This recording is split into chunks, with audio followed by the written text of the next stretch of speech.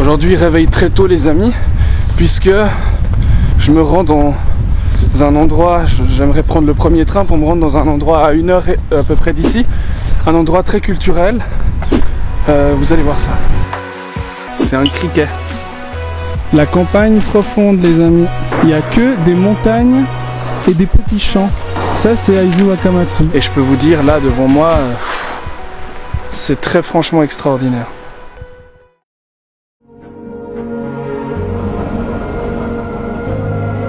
Rendue tristement célèbre par la catastrophe du 11 mars 2011, la préfecture de Fukushima, peu visitée des touristes, a pourtant de très nombreux trésors à offrir. Elle est par exemple l'un des hauts lieux culturels des samouraïs au Japon. On y trouve ainsi de nombreux châteaux, des écoles et des maisons de samouraïs, des routes de l'ancien temps, mais également de la très bonne nourriture. C'est certains de ces merveilleux trésors que je vous invite à découvrir avec moi dans ce deuxième épisode consacré à la préfecture de Fukushima. Alors ce matin, je suis dans la petite gare de Yonokami Onsen, perdu vraiment dans la campagne et entouré de montagnes au Japon. Et en fait, cette petite gare, c'est une des dernières du genre, elle a un toit de chaume. C'est une très ancienne gare. Avec un tout petit train qui passe, un seul petit train qui passe par là, et puis aussi un foyer au milieu de la gare, le lieu d'attente, comme à l'époque, vous avez un petit feu qui est allumé. Et si je suis ici en fait, dans ce tout petit coin perdu, dans cette toute petite gare, c'est parce que je vais me rendre à Uchijuku. Et Uchijuku c'est quoi? Eh ben, c'est un important relais poste de l'ère Edo. Alors un relais poste, c'est un endroit où les samouraïs se reposaient, les voyageurs même en général, avant de continuer leur route.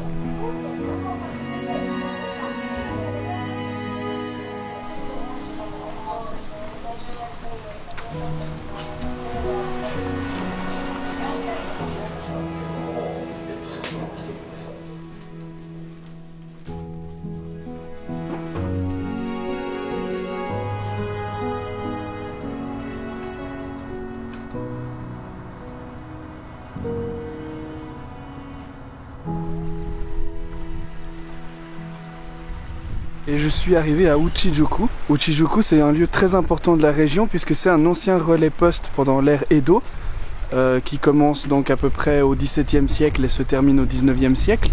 Et donc, durant cette ère Edo, tous les voyageurs qui passaient sur la route pour aller à Nikko, qui est un peu plus près de Tokyo, passaient par ici et s'arrêtaient ici, donc dans les auberges, dans les restaurants, dans les magasins, et en particulier les samouraïs qui avaient une longue route, posaient leur cheval ici, s'arrêtaient à la taverne. Et donc vous voyez que la plupart des maisons ont gardé leur toit en fait d'origine. Tout a été préservé, ou en tout cas la plupart des maisons ont été préservées, et c'est ce qui fait tout l'intérêt historique de ce lieu.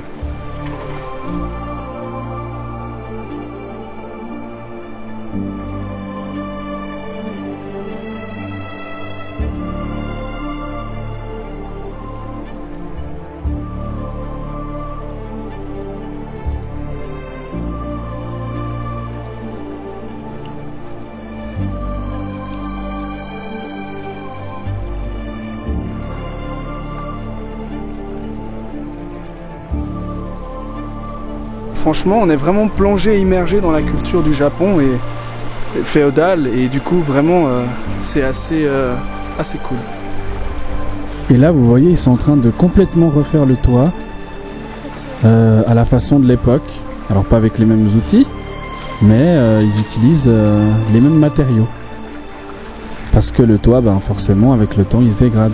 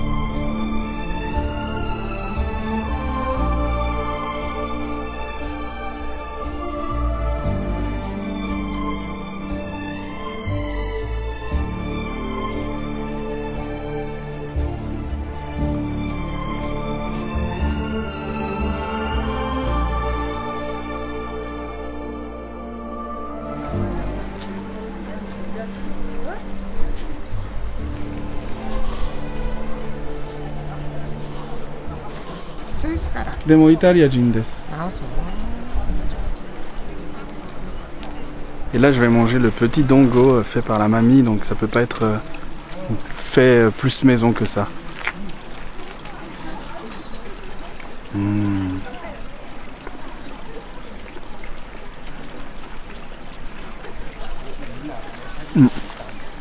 Il est un peu mochi, mais en même temps il fond dans la bouche.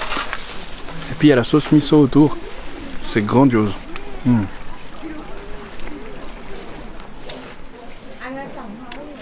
Je crois que ça s'appelle shingorosu. C'est du riz enveloppé de sauce miso.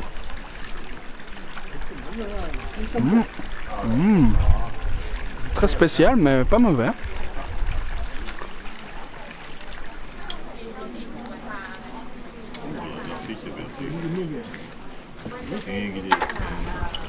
Et ça, les amis, c'est un criquet.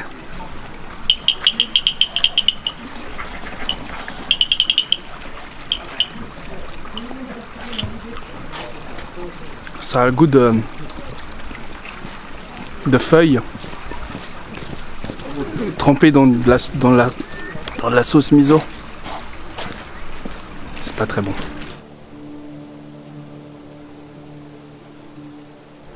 Et tout au bout de ce relais poste, en haut d'un long escalier, vous trouvez en fait un temple. C'est le temple du relais poste. C'est là où probablement les samouraïs, les guerriers et les voyageurs venaient prier sur la route. Pendant qu'ils faisaient leur pause dans l'auberge, voilà, il y avait un temple à côté. Et il est vraiment dans la montagne, dans la forêt en fait. C'est assez joli.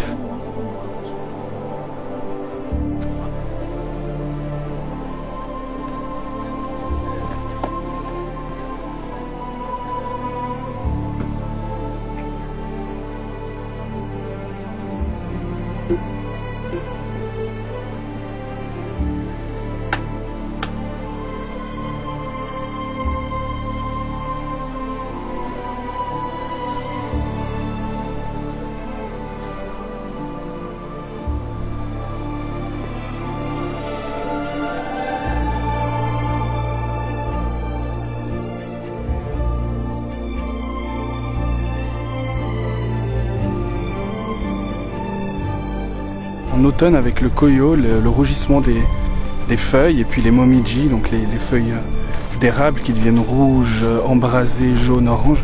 C'est juste magnifique de marcher dans la petite forêt qui mène au temple. Et même de marcher dans la région de Fukushima en automne, c'est magnifique.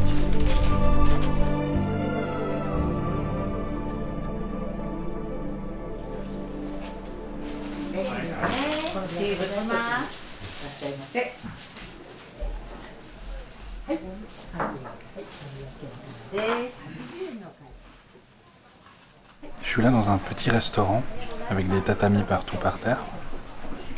Et la spécialité ici, c'est les soba, mais pas n'importe quel soba, les negi soba. Alors c'est des soba qui se mangent avec un poireau. Il y a un énorme poireau dedans, et puis ça fonctionne en guise de baguette. Et on doit manger les nouilles avec ça. Et ensuite on croque dans le poireau. Alors je suis pas sûr que les samouraïs mangeaient ça de cette façon-là il y a 200-250 ans, mais aujourd'hui c'est la coutume. Alors quand il y a une coutume, on l'essaye.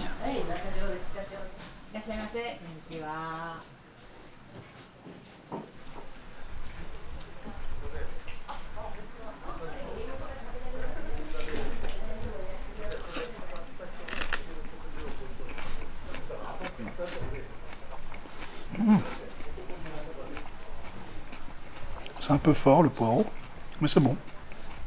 Par contre, c'est pas pratique pour manger. Hein. Les soba sont froides. Mais c'est bon.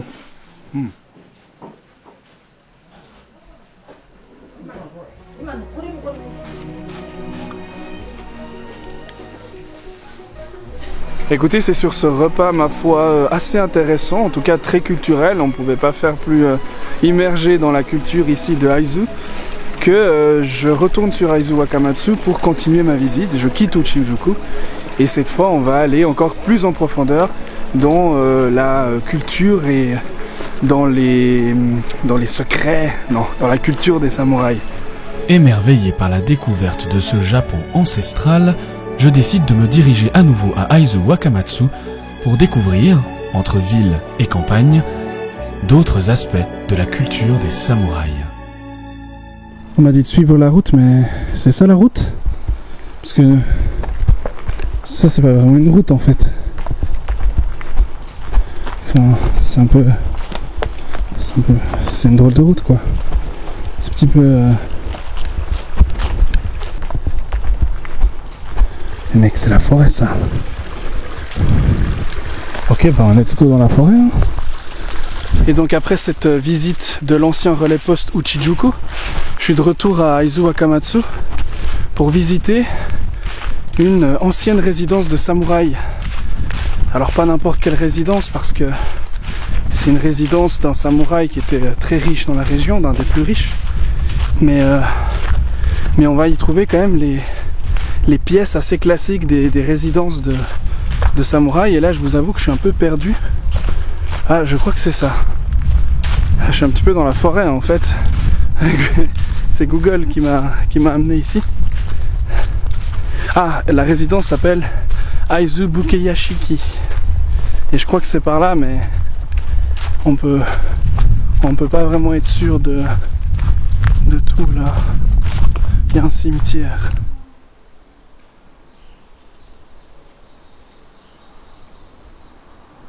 Alors là pour le coup je suis totalement perdu les amis. Mais dans un coin, mais il n'y a pas un chat. On va dire que c'est par là.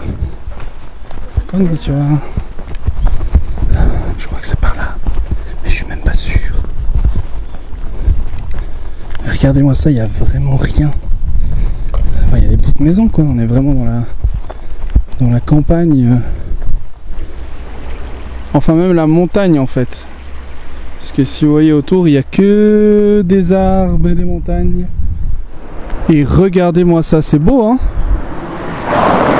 Il n'y a que des montagnes et des petits champs. Ça c'est Aizu Wakamatsu. Alors il y a le centre-ville où il y a un peu plus de monde. Mais quand on est en bordure de la ville comme moi je le suis en ce moment, c'est magnifique.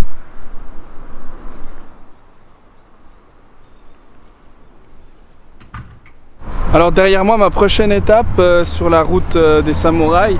Je suis enfin arrivé à ma destination après avoir fait tant de chemin depuis Uchijuku. Je suis retourné donc à Aizu Wakamatsu. Et donc derrière moi, c'est Aizu Bukeyashiki. En fait, c'est une ancienne demeure de samouraï, une ancienne résidence.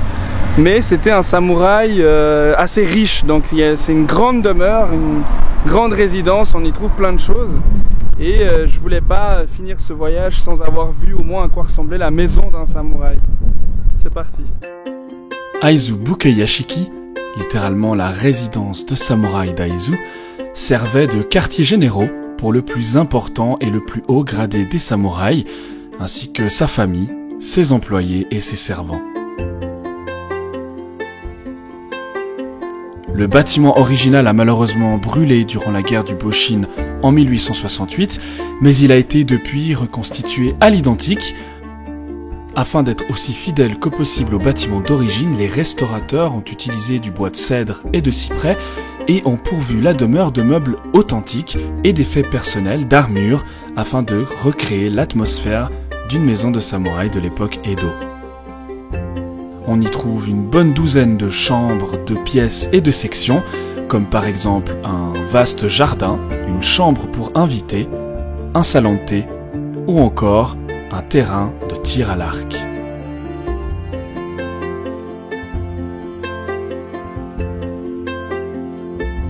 La demeure est aujourd'hui un musée à ciel ouvert, mais la maison de samouraï propose également des ateliers de sculpture sur verre, de peinture sur jouets et de tir à l'arc.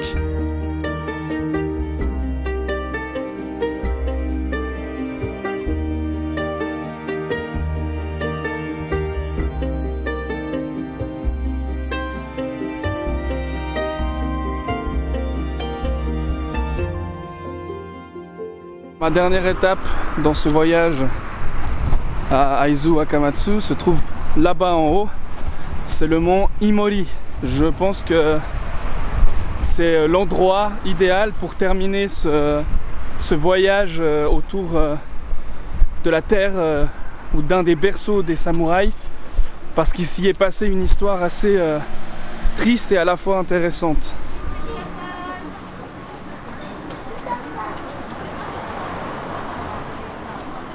C'est sur ce mont, il faut monter plusieurs marches et on y arrive, le mont Imoriyama, que les Byakutai, c'est-à-dire une troupe de réservistes, de samouraïs réservistes, qui étaient tous des fils de samouraïs officiels, ils étaient adolescents, ils étaient 20, et lors de cette fameuse bataille du Boshin qui a mis la ville derrière moi à feu et à sang, et surtout plein de flammes, eh bien ils se sont détachés de leur régiment, ils se sont perdus pendant la bataille et ils sont venus se réfugier là tout en haut.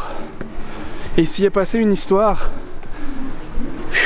que je vais vous raconter.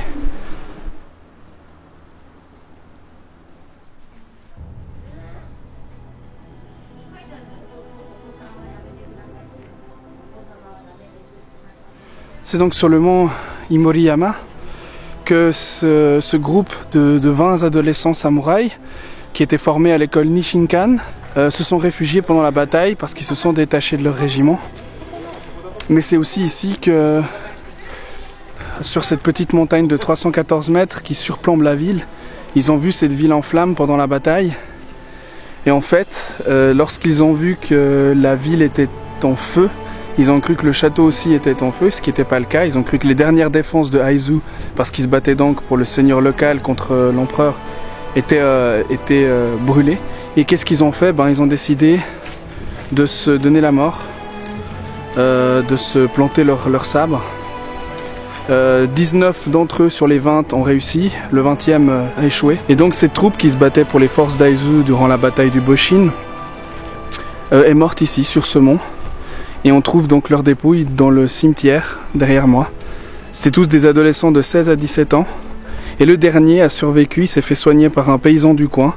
Et puis il a rejoint la grande ville de Sendai, à plusieurs centaines de kilomètres d'ici, puis il a fini sa vie là-bas.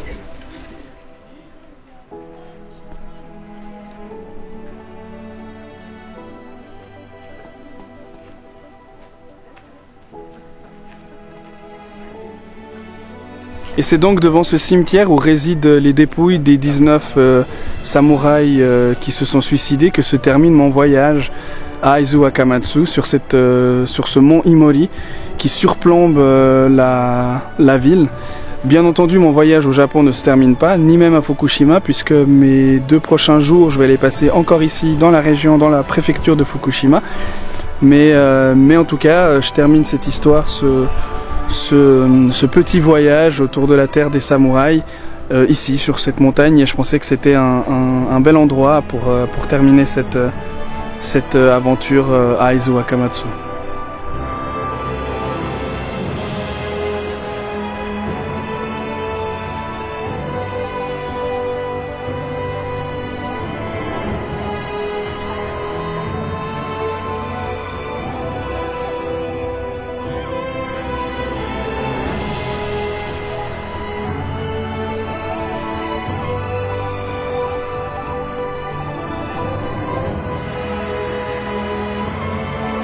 Salut, c'est Joe, j'espère que cet épisode t'a plu. Si c'est le cas, n'hésite pas à t'abonner, à activer la cloche et à laisser un like sous la vidéo. Et puis si ça te dit, il y a plein d'autres vidéos qui n'attendent que toi, regarde, je te les mets là. N'hésite pas à aller les regarder et puis à me donner ton avis. Allez, à bientôt pour de nouvelles aventures.